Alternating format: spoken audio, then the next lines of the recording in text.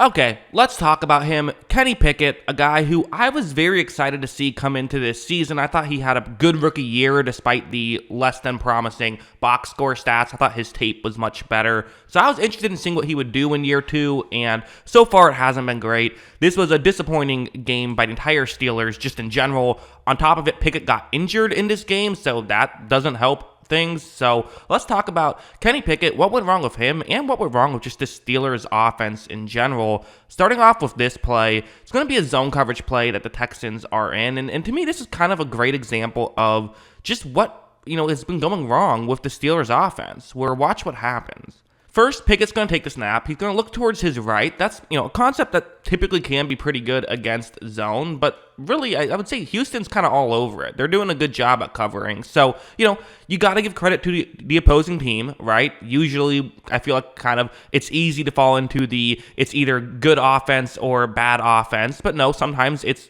fine offense but good defense. That does happen. So Pickett's going to scramble out. He's going to get outside the pocket. We're going to see several different Steelers players who are, there. Also mentioning this is a key play, 3rd down and 7, right? You see several other Pittsburgh players. Not a single one of them is open. I mean, I guess you could throw a check down, but again, 3rd down and 7. That's going to get tackled. You're not going to pick up the first down. These are, 3 receivers that you really shouldn't throw to. So Pickett's going to do something else. Pickett's going to instead run with the football, and he actually does get it. He gets the first down. It was a good job by him, although, again, do you want him to get that first down if it results in him taking that kind of punishment to do so? I don't know.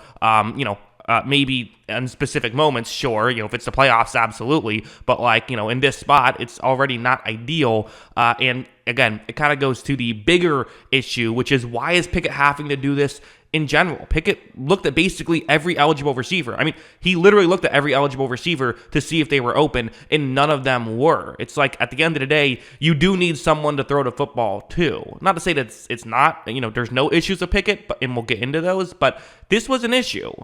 Something like this, we talk about the play calling. Someone asked me on a podcast a couple weeks ago, well, why is everyone mad at Matt Canada? What's the actual issue? Not saying that, it wasn't justified, just kind of asking the question of what is the issue. And talking about play calling and X's and O's in general is a little bit tricky. Because you can be good or bad in different ways. Sometimes you can be good by trying new things. I think a lot of times you look at bad play calling as just, things that we've already seen in weeks past not work. And for some reason, offensive coordinators still try to make those things happen. And sometimes it's just predictability. This is a good example, to me, just a predictable play where it's going to be a designed rollout towards the bottom of the screen. These are plays teams run all the time. This play itself makes sense to be in the Steelers' playbook, right? But you sometimes see that if a defender realizes, hey, no one's blocking me on the edge, like what's happening here with the edge rusher toward the bottom of the screen, and the quarterback's going to roll out in that direction, you see how the edge rusher doesn't even really try to play a potential play action. He doesn't fall for that at all, and he's able to get to Pickett for a sack. Quite frankly, it almost felt like the Houston Texans were the Houston Astros out there, because it felt like they were consistently just all over the Steelers' play calls. I'm not saying they were doing it illegally. I'm sure they were doing it legally. Just that, it goes to show they were just all over Pittsburgh. And to me, it is to some degree play calling. For Kenny Pickett, he did the right thing on that play. You can't fault him for that one, right? There's just, and that's not an offensive line issue. That's not a personnel issue at all. You could argue it's a good defensive play, and I would agree with that. But it's also, the main fault for that play offensively has to be the, whoever decided to call it there. Going over to this play, it's another example of I just don't really know what Pickett's supposed to do here, where you're going to have a receiver's going to run over the middle. That's the way this play is going to work. Okay, 3rd down and 8, kind of good angle to make this throw. There is a blitz here for Houston. And watch how when Pickett takes the snap, he's going to look over in that direction. He's going to fire in that direction, and there is no separation here. And if you're wondering, well, why is he throwing it to an area where there's no separation? Because what else is he supposed to do? There's hardly ever separation in this Pittsburgh offense. Even guys I like Pickens, he's not really a separation guy. He does a lot of good stuff and he can get separation, but also he can't do it alone. And he's not always going to get separation. This time the ball gets batted up, could have been potentially intercepted, and I've talked about in the past how I feel like a good chunk of Pickett's interceptions are bad luck interceptions. That does feel to be a thing that happens. I think part of it is because he's constantly throwing it into windows that aren't really there, and so it turns incompletions into interceptions. That's an element of it, and maybe that's in part Pickett's fault. I think that's fair to say, but it's also part of the Steelers' offense's fault. Going over here, I mean, this is just something you see far too frequently. It's going to be a 3rd down and 8. So, okay, 3rd down and 8. Where do you want to throw the football? Ideally, more than 8 yards down the field. Now, doesn't mean a check down should be off the table. If nothing else is open, sure, get to your check down quickly. Hopefully a halfback can, make a move and pick up a first down. You see Pickett take the snap, and he is going to, look down the field, and he just doesn't love what he sees. And at this point, it's like, offensive line's not going to block forever. Actually doing a pretty good job on this play, really good job on this play. But still, you do have to, if you just, wait forever, eventually pressure is going to come. So in my opinion, Pickett's going to do the right thing on this play. Watch him instead go to the check down, hits his halfback, who does his best, gets close, gets to the point where, honestly, Pittsburgh probably should have gone for that, but they didn't, and because of that, they ended up, not being able to get the first down.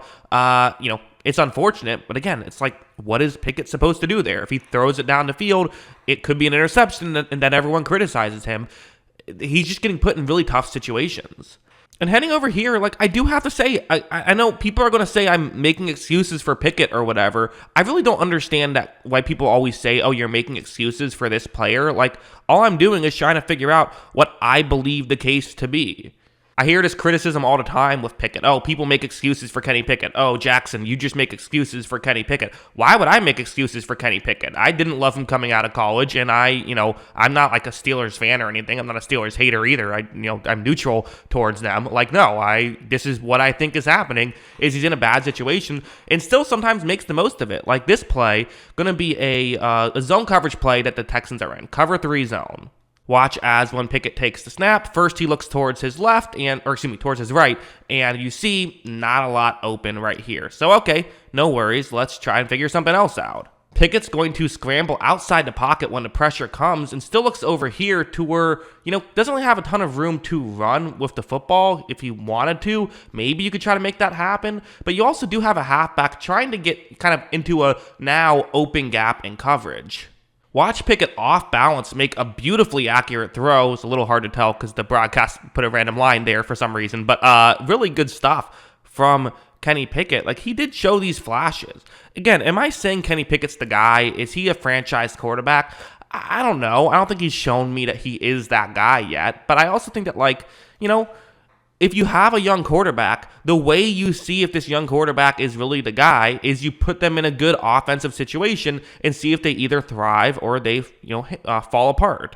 There absolutely are criticisms of Pickett's game. I do think he tries to fit the ball into windows he shouldn't make at times, and I still don't think he's has the incredible arm talent. He is a very good athlete, but there's plenty of things to criticize Kenny Pickett for. But in this game against Houston, I don't know.